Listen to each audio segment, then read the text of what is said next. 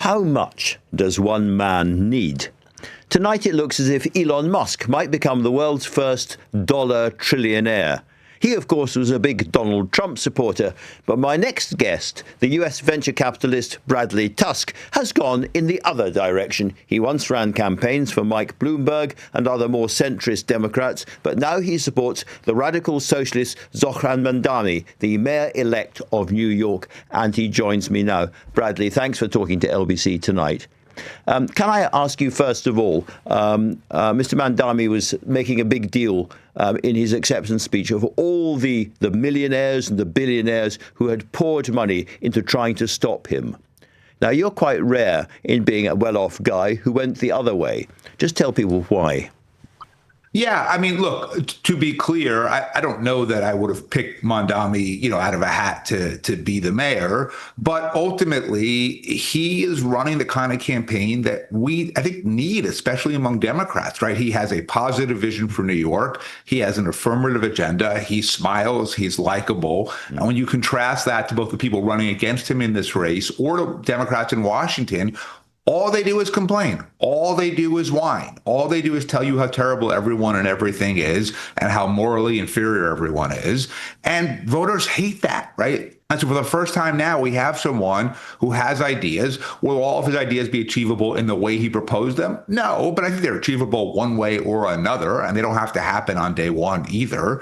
And so I think, we could use some youth, some enthusiasm, some new ideas.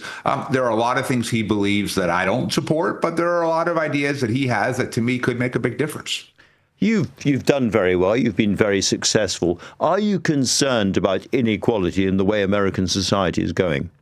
Yeah, absolutely. I mean, I don't think how we can keep going this way. And I think especially with AI, I mean, right now, if we don't do anything, it seems to me you could have a world with Elon and 25 other trillionaires and 19% unemployment. And to me, that just means the French Revolution's coming, right? And so if you don't want a society where people are struggling to put food on the table, struggling to make rent, struggling to pay the utilities, and we shouldn't have that here because this is the richest, most abundant country in the history of the world, then we should be in a position to make sure that people at least have the basics. So when Andrew Yang first came to prominence, his big idea was universal basic income predicated on the notion that AI will cause a lot of short-term job displacement.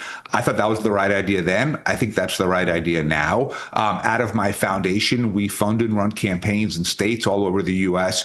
to mandate that every kid get breakfast and lunch for free at school, because we should never have hungry kids.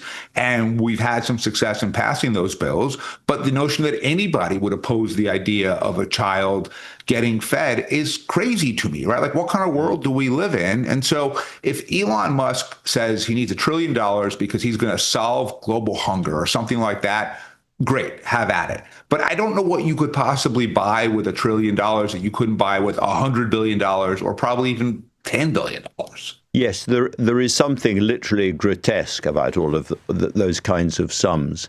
Let me ask you a little bit about your own journey, because you built up your own business. I think investing in relatively small startups is how you've made your pile, as it were. But you have your not-for-profit or your charitable wing. And as you were saying, you focused on food poverty and children. And I wonder why that subject in particular, whether you came across it. I know you're a Brooklyn guy, whether you came across it in New York. Yeah, it's a great question. So I've been interested in kind of food stuff for a long time. So since 1991, I've been volunteering weekly at soup kitchens.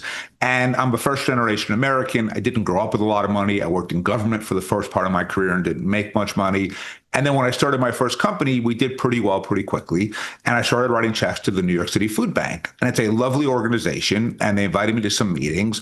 And having had spent a career in government and politics, my takeaway was these are absolutely wonderful people. And almost by definition, because they're so nice, they're terrible at politics. And so when they had legislation to feed kids, it never went anywhere. Yeah. And so my question was, if the people who work with me and have the skill sets that we have were to run these campaigns, and if I were to personally pay for all of the things that a good corporate campaign would have, lobbyists, PR, social media, earned media, grassroots, all the usual stuff, could those bills pass? And so the answer has been yes. We've passed 29 bills in 22 states, 4.75 million people every single day now get food as a result of those bills. 93% of them are kids, and about $9 million of my money in this case has helped unlock about $6.8 billion in new government spending on hunger programs. So the ability to have an impact is very real. I just wish more of us were willing to do it. Absolutely. Go you, good for you. What's your message to the billionaires, not trillionaires, but the billionaires and the multimillionaires who put so much time and effort into stopping Mandani because they say, here's this radical socialist, it'll be the end of the world if he takes over. Right. And they must now be having a little bit of a tremor.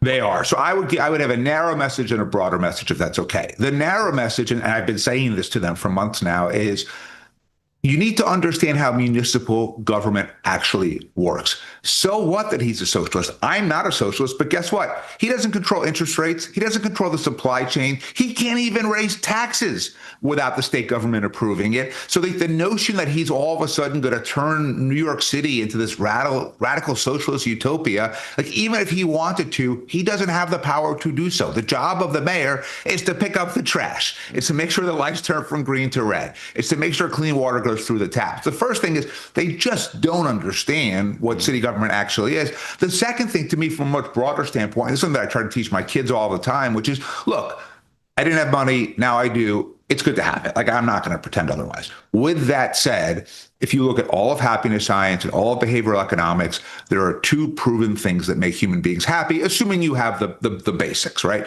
Which is unconditional love and support in relationships and work or something that you do that gives you meaning and purpose. The people who have those things tend to consistently be pretty happy. The people who don't, no matter how much money you have, even if you're a trillionaire, it doesn't really matter. So if the goal in life is to be happy and to make the most of the brief time that we have on this earth, that should be by investing in relationships and investing in things that give you real meaning and fulfillment, not just by buying more and more stuff.